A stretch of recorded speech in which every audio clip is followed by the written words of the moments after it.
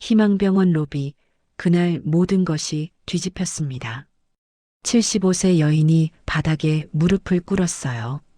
앞에는 남루한 옷에 23세 청년이 서 있었습니다. 지우야, 용서해다오. 여인의 손이 떨렸습니다.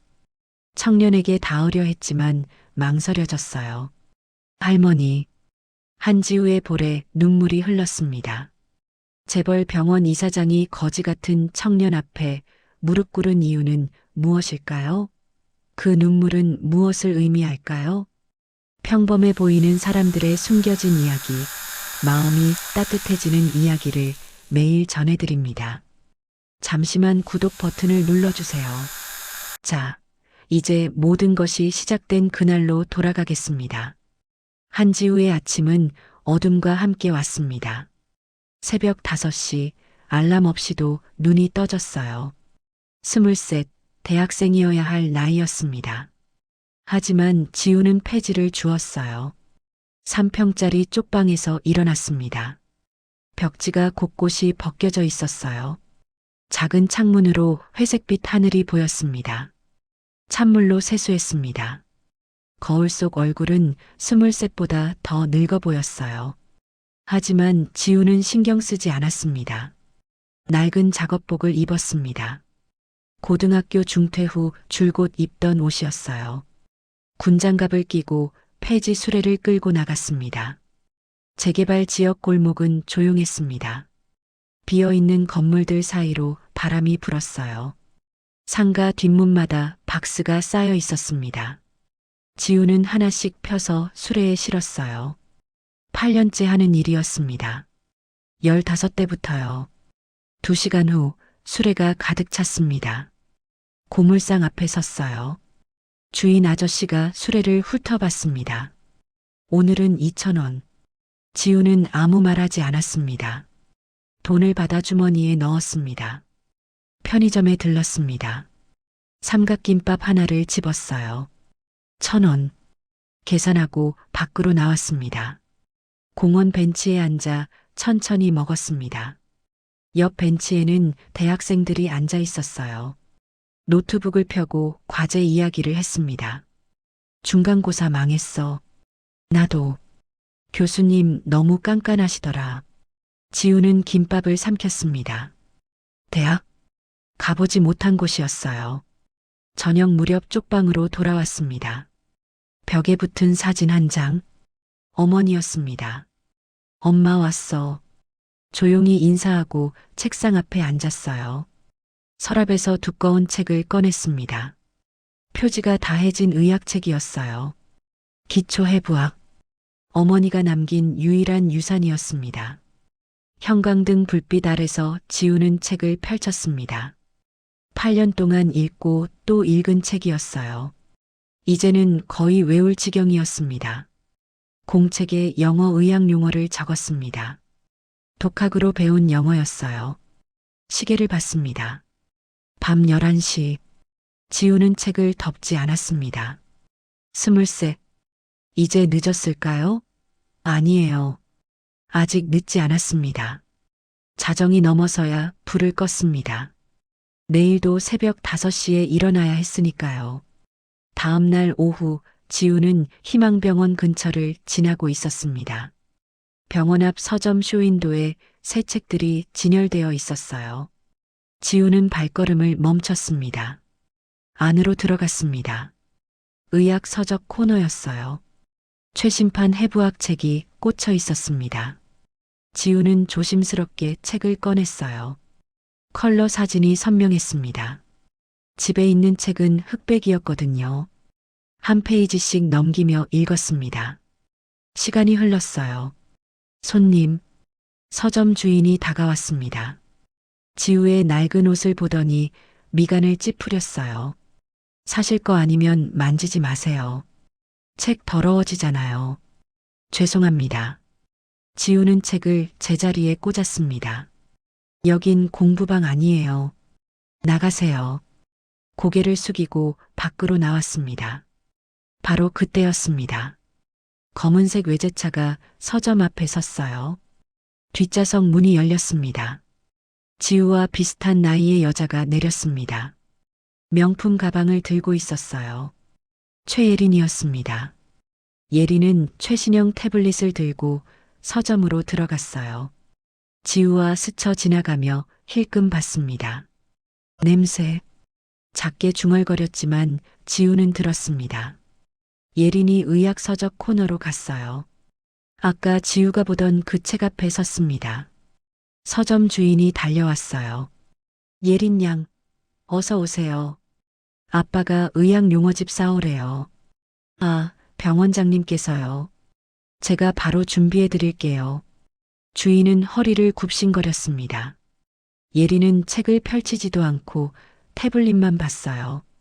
전자책으로 같은 내용을 보고 있었습니다. 지우는 유리창 밖에서 그 모습을 지켜봤습니다. 같은 나이, 같은 책, 완전히 다른 세상이었어요. 예린이 계산을 마치고 나왔습니다. 지우와 눈이 마주쳤어요.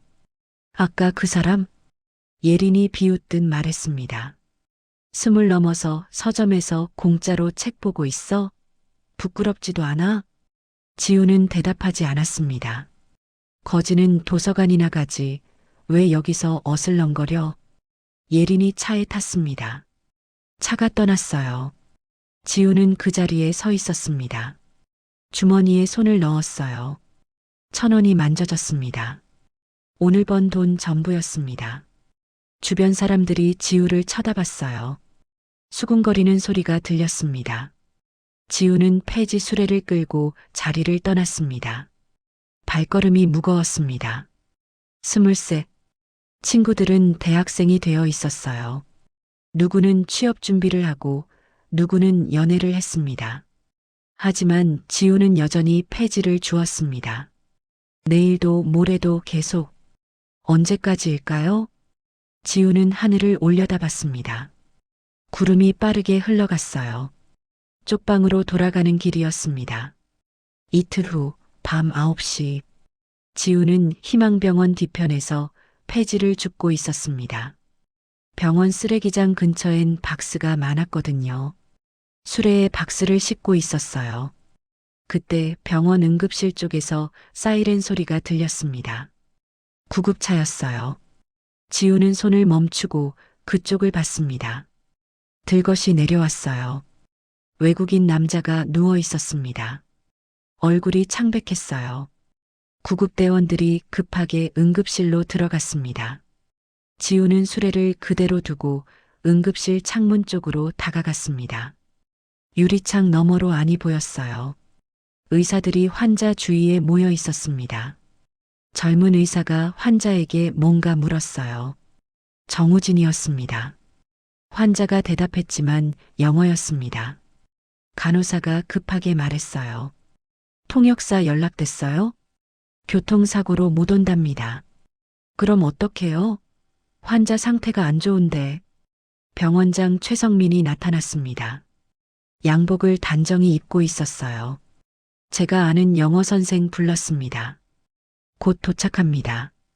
15분쯤 지나서 중년 여성이 왔습니다. 영어학원 강사였어요. 정우진이 환자에게 물었습니다. Where does it hurt? 강사가 통역했습니다. 환자가 배를 움켜쥐며 대답했어요. My stomach. Right side. Severe pain since morning. 강사가 말했습니다. 배가 아프답니다. 오른쪽이요. 정우진이 다시 물었습니다. 정확히 어느 부위인지 물어보세요. 환자가 오른쪽 아랫배를 눌렀어요. Right lower abdomen. 샤프 pain when pressing. And I have fever. 강사가 통역했습니다. 오른쪽 아랫배래요. 누르면 아프답니다. 정우진이 고개를 끄덕였어요. 소화불량 같네요. 위장약 처방하겠습니다. 최성민이 만족스럽게 웃었습니다. 역시 큰 문제 아니군요. 창문 밖에서 듣던 지우가 얼어붙었습니다. 아니었어요. 환자가 분명히 말했습니다. 오른쪽 아랫배, 누르면 심한 통증, 발열. 그건 소화불량이 아니었어요. 맹장염이었습니다. 급성 충수염. 방치하면 파열될 수 있었어요. 지우의 심장이 빠르게 뛰었습니다. 이대로 두면 환자가 위험했습니다. 어떻게 하지? 지우는 응급실 입구를 봤어요. 자동문이었습니다. 들어가야 할까요? 하지만 지우는 아무것도 아니었어요. 폐지나 줍는 사람이었습니다. 의사도 아니고 간호사도 아니었어요. 그냥 독학으로 책 좀 읽은 사람. 누가 믿어줄까요? 응급실 안에서 환자가 침대에 누웠습니다. 위장약을 받고 있었어요. 지우는 주먹을 꽉 쥐었습니다. 어머니 목소리가 들리는 것 같았어요. 지우야, 생명 앞에서는 주저하면 안 돼. 어머니가 늘 하던 말이었습니다. 지우는 폐지 수레를 보고 다시 응급실을 봤습니다. 숨을 깊이 들이마셨어요. 그리고 응급실로 뛰어갔습니다. 자동문이 열렸습니다. 잠깐만요. 지우의 목소리가 응급실에 울렸습니다. 모든 사람이 돌아봤어요. 낡은 작업복을 입은 젊은 여자가 서 있었습니다. 응급실이 조용해졌습니다. 모든 시선이 지우에게 쏠렸어요. 정우진이 놀란 표정으로 물었습니다. 누구세요? 여긴 허가 없이 못 들어오는데요. 통역이 잘못됐어요. 지우가 말했습니다. 목소리가 떨렸지만 분명했어요. 최성민 병원장이 다가왔습니다. 뭐라고요? 당신 누구요? 저 환자분 소화불량 아니에요. 그럼 뭔데요? 급성 충수염입니다. 맹장염이요. 응급실이 더 조용해졌습니다. 영어 강사가 황당하다는 얼굴로 지우를 봤어요. 뭐야, 이 사람? 의사예요? 정우진이 지우에게 다가왔습니다. 맹장염이라고요? 어떻게 아시는데요? 환자분이 말씀하셨잖아요. 지우가 영어로 말했습니다. 라이트 로어 에브도먼, 샤프 PAIN, 웬 프레싱, 피버. 정우진의 눈이 커졌습니다. 영어를 하시는군요. 오른쪽 아랫배, 누를 때 심한 통증, 발열. 전형적인 급성 충수염 증상이에요. 최성민이 끼어들었습니다. 말도 안 돼요. 우리 통역사가 제대로 했어요. 당신이 뭘 안다고? 지우는 환자를 보며 영어로 물었습니다. 웬 이그젝틀리, 디드 더 PAIN 스타트? 환자가 지우를 보며 대답했어요. 디스 모닝, 어라운드 식스. 이 스타티드 니어 마이 벨리 버튼. then moved to the right side. Did you have nausea or vomiting? Yes. I vomited twice. 지우가 정우진을 향해 말했습니다. 통증이 배꼽 주변에서 시작해서 오른쪽으로 이동했대요. 구토도 2번 했답니다. 정우진의 표정이 변했습니다. 맥버니 앞통점 확인해 봐야겠네요. 정우진이 환자의 오른쪽 아랫배를 눌렀습니다. 천천히 눌렀다가 손을 뗐어요. 환자가 비명을 질렀습니다. 아, 반발 압통이었습니다. 정우진이 급하게 말했습니다. 간호사님, 복부 CT 준비하세요. 외과 레지던트 당장 호출하고요. 응급실이 다시 급하게 움직였습니다. 지우는 한쪽 구석에 물러나 있었어요. 환자가 검사실로 옮겨졌습니다. 최성민이 지우를 노려봤습니다. 차갑게 굳은 표정이었어요. 정우진이 지우에게 다가왔습니다. 이름이 어떻게 되세요? 한지우입니다. 지우 씨, 의료인이세요? 아니요. 그럼 어떻게? 혼자 공부했어요. 책으로요. 정우진이 놀란 표정을 지었습니다. 책으로요? 어떤 책? 어머니가 남긴 의학책이요. 어머니가 의사셨나요? 아니요. 간호조무사셨어요. 정우진은 지우를 다시 봤습니다. 낡은 작업복, 거친 손, 하지만 또렷한 눈빛이었어요. 대단하네요. 정말 대단해요. 그때 최성민이 다가왔습니다. 정 선생, 잠깐 얘기 좀 합시다. 정우진이 병원장을 따라갔어요. 지우는 혼자 남았습니다. 응급실 밖으로 나갔어요. 폐지 수레가 그대로 있었습니다. 손잡이를 잡았습니다. 차가웠어요. 환자는 살렸습니다.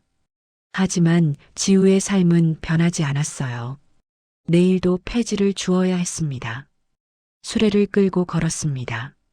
뒤에서 누군가 불렀습니다. 지우 씨, 정우진이었습니다. 1시간 후 수술이 끝났습니다. 환자는 무사히 충수절제술을 받았어요. 조금만 늦었으면 파열될 뻔했다고 했습니다. 정우진이 지우를 찾았습니다. 지우는 병원 뒤편 벤치에 앉아 있었어요. 지우 씨, 정우진이 다가왔습니다. 덕분에 환자 살렸어요. 고맙습니다. 다행이네요. 지우가 작게 대답했습니다. 어떻게 그렇게 정확히 아셨어요? 책에서 봤어요. 여러 번요. 정우진은 지우를 보며 물었습니다.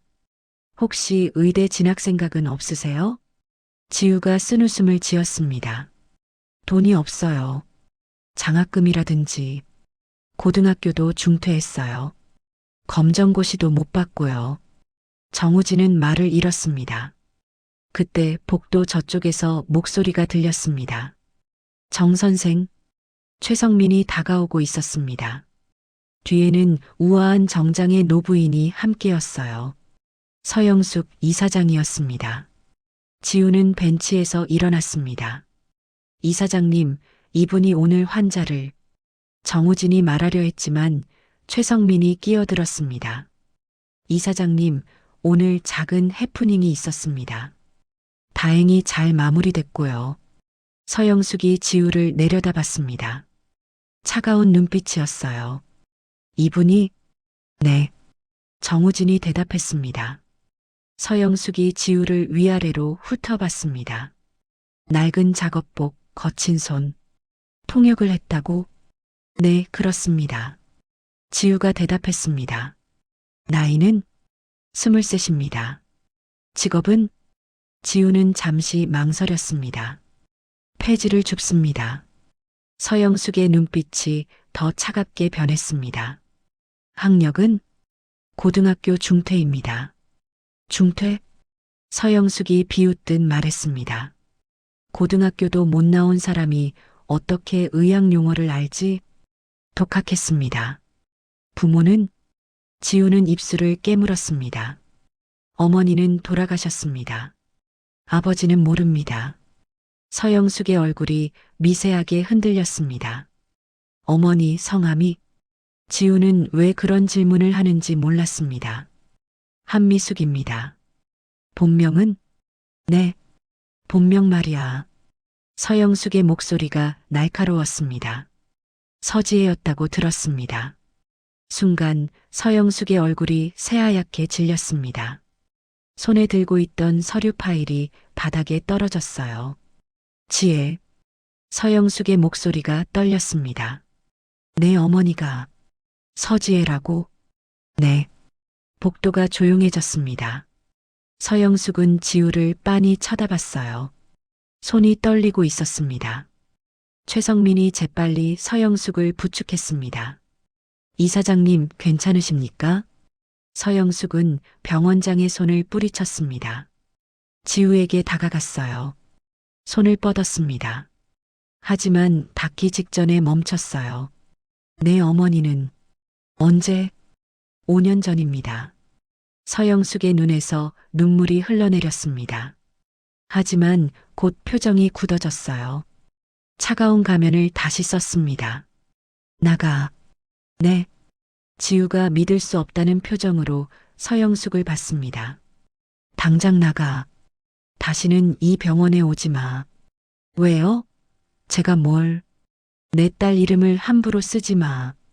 서영숙의 목소리가 복도에 울렸습니다. 정우진이 당황하며 끼어들었습니다. 이사장님, 이분은. 닥쳐요, 정 선생. 서영숙이 경비를 불렀습니다. 저 사람 내보내요. 지우는 그 자리에 얼어붙었습니다. 처음 만난 할머니였습니다. 하지만 할머니는 지우를 거부했어요. 경비원 2명이 다가왔습니다. 지우의 팔을 잡았어요. 잠깐만요. 정우진이 말렸지만 소용없었습니다. 지우는 끌려나가며 서영숙을 봤습니다. 할머니는 고개를 돌렸어요. 할머니. 지우가 작게 불렀습니다. 서영숙의 어깨가 떨렸어요. 하지만 돌아보지 않았습니다. 지우는 병원 밖으로 쫓겨났습니다. 차가운 밤 공기가 얼굴을 때렸어요. 폐지 수레가 그대로 있었습니다. 지우는 수레 손잡이를 잡았습니다. 천천히 걸었어요. 눈물이 흘러내렸습니다. 23 평생 처음으로 가족을 만났습니다. 하지만 거부당했어요. 다음 날 저녁, 지우는 쪽방에 누워 있었습니다. 천장을 보며 어제 일을 떠올렸어요. 핸드폰이 울렸습니다. 모르는 번호였어요. 여보세요? 지우 씨? 정우진입니다. 지우는 벌떡 일어나 앉았습니다. 선생님, 만나서 이야기 좀 할 수 있을까요?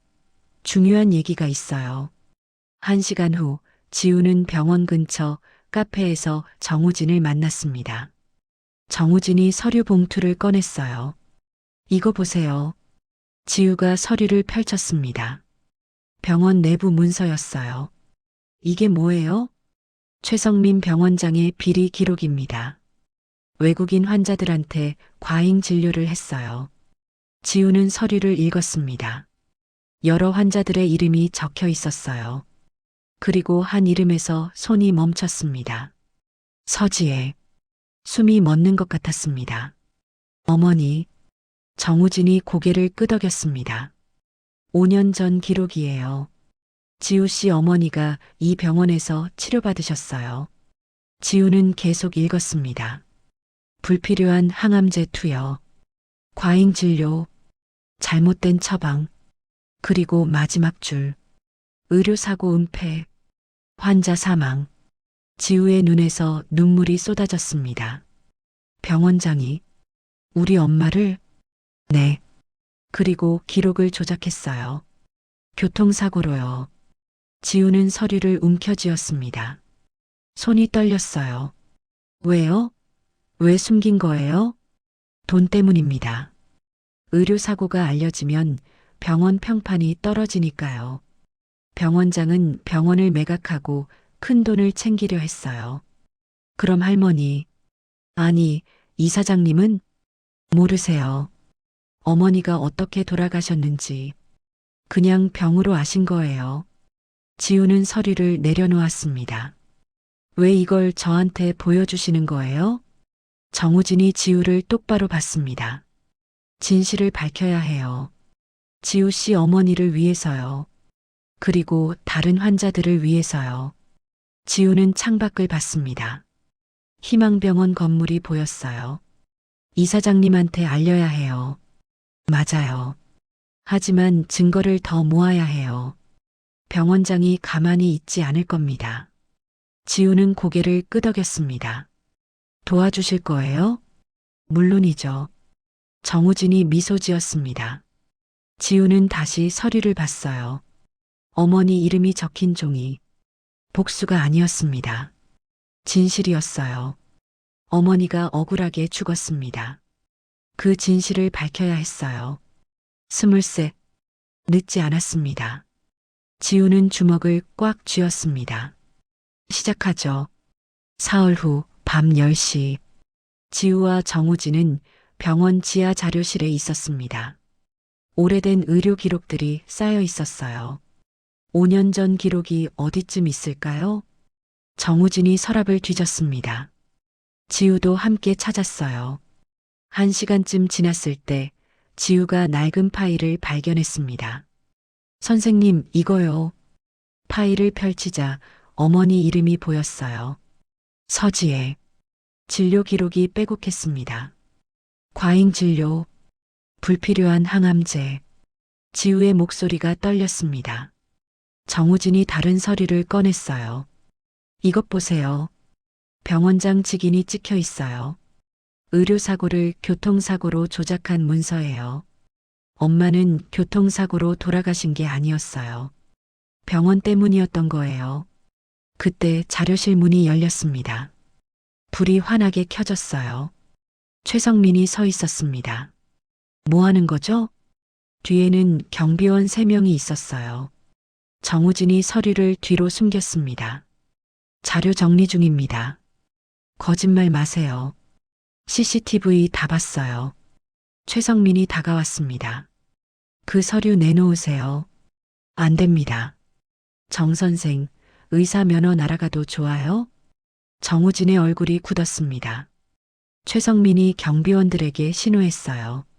경비원들이 정우진을 붙잡았습니다. 지우가 서류를 움켜쥐었어요. 이건 증거예요. 당신이 우리 엄마를 죽였다는. 최성민이 비웃었습니다. 증거? 그걸 가지고 어쩔 건데? 넌 고졸 중퇴 폐지 줍는 사람이잖아. 경찰에 신고할 거예요. 해봐. 누가 믿겠어? 가난한 여자 하나 말 대 병원장 말. 최성민이 서류를 빼앗으려 했습니다. 지우가 뒤로 물러섰어요. 도둑이야. 저 여자가 기밀 서류 훔쳤어. 최성민이 소리쳤습니다. 복도에서 발소리가 들렸어요. 간호사들과 직원들이 몰려왔습니다. 저 여자 잡아. 지우는 서류를 품에 안고 뛰었습니다. 자료실을 빠져나가 복도를 달렸어요. 뒤에서 경비원들이 쫓아왔습니다. 지우는 계단을 올라갔어요. 숨이 찼지만 멈추지 않았습니다. 1층 로비까지 올라왔을 때 앞이 막혔습니다. 서영숙이 서 있었어요. 지우는 멈춰 섰습니다. 뒤에서는 경비원들이 다가왔어요. 할머니, 지우가 간신히 말했습니다. 서영숙의 표정은 여전히 차갑습니다. 또 왔구나. 할머니, 이거 봐주세요. 엄마가 어떻게 돌아가셨는지. 지우가 서류를 내밀었습니다. 서영숙은 서류를 보지 않았어요. 최성민이 뒤에서 나타났습니다. 이사장님, 저 여자가 병원 기밀을 훔쳤습니다. 경찰을 불러야겠습니다. 그래요. 서영숙이 차갑게 말했습니다. 경찰 불러요. 지우의 얼굴이 하얗게 질렸습니다. 할머니, 제 말 좀. 난 내 할머니 아니야. 서영숙이 돌아섰습니다. 내 딸은 5년 전에 죽었어. 넌 아무것도 아니야. 지우의 손에서 서류가 떨어졌습니다. 바닥에 흩어진 종이들, 어머니 이름이 적힌 서류들. 최성민이 만족스럽게 웃으며 서류를 주었어요. 가엾은 사람이군요. 거짓말로 사람들 속이려 하다니. 지우는 그 자리에 주저앉았습니다. 로비에 모인 사람들이 지우를 쳐다봤습니다. 손가락질하고 수군거렸어요. 저게 그 도둑이래. 20도 넘어서 뭐 하는 거야? 거짓말쟁이래. 지우는 고개를 떨구었습니다. 23, 이렇게 끝나는 건가요? 모든 게 끝났다고 생각했습니다. 정우진이 경비원들을 뿌리치고 나섰다. 이사장님, 이 녹취록을 들어보세요. 휴대폰에서 최성민 병원장의 목소리가 흘러나왔다. 서지의 환자 기록 다 없애. 교통사고로 처리하고. 하지만 병원장님, 이건 명백한 의료사고인데요. 시키는 대로 해. 이 일이 터지면 병원 끝이야. 로비가 조용해졌다. 서영숙의 얼굴이 굳어졌다. 병원장이 지우 씨 어머니를 과잉 진료로 죽게 만들고 은폐했습니다. 거짓말입니다. 조작이에요. 국과수 확인 가능합니다. 경찰에 넘기시겠습니까? 서영숙이 최성민을 돌아봤다. 내 딸이 당신이 죽였다는 거예요? 죄송합니다. 병원 경영이.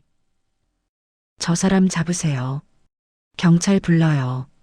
서영숙은 지우에게 다가가 무릎을 꿇었다. 용서해 줄 수 있니? 내 엄마를 2번 죽였어.